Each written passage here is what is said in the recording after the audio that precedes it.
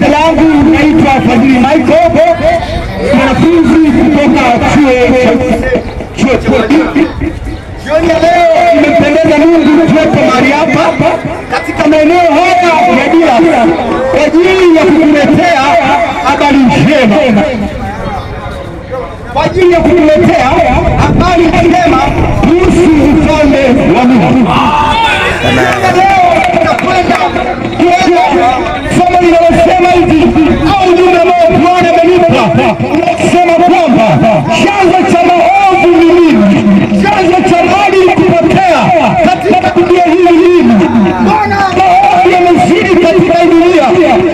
Taasisi mbalimbali zinajaribu namna kufanya ili wanadamu warejee katika njia iliyo sahihi, ili wanadamu warejee katika maadili bora, lakini inaonekana kwamba hivi na kwa nini jamii yenye katika maovu inakuwa haiwezi kupatikanika.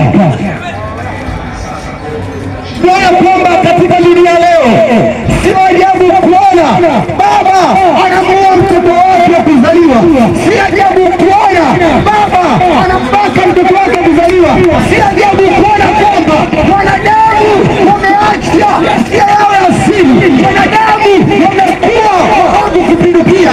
Baba analala na mtoto wake, angalia alikuwa namna gani dunia inakwenda maovu, mauaji yamezidi kuendelea, utaona ndugu kwa ndugu wanauana, mauaji yamezidi kuendelea, utaona kwamba mtu mmoja haoni shida kumuua mtu mwingine. Chanzo cha maovu ni nini? Chanzo cha maadili kupotea ni nini? Utaona kwamba wanaume kwa wanaume wanauana, ni jambo la kushangaza. Wanawake kwa wanawake wanauana, usagaji, umalaya, uzinzi ni mambo ambayo katika dunia leo yameonekana kuwa kawaida. Jioni ya leo ninakuja na jibu, kwa nini dunia leo maovu yanaendelea? Kwa nini katika dunia leo maadili yamepotoka? Ni jambo ambalo ninajaribu kutafutia solution. Ijapokuwa vituo vya polisi vipo, ijapokuwa kuna vituo vya polisi, lakini unaona kwamba watu hawajaacha mauaji yanaendelea.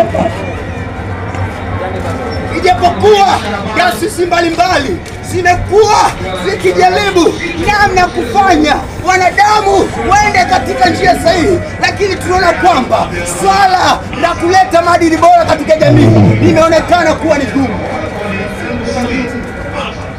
Kama za elimu huko mashuleni, shule za msingi, sekondari, hata vyuo vikuu, wanafunzi wamekuwa wakifundishwa namna ya kuishi katika maadili ambayo ni maadili bora, lakini tunaona huko kwenye taasisi ambazo wanafundisha maadili mema, tunaona kwamba kuna wanafunzi ambao wanakunywa pombe, kuna wanafunzi ambao wanatumia madawa kulevya, kuna wanafunzi ambao wanavuta sigara. Kwa nini? Mbona dunia imepotoka? Mbona maadili yamepotoka?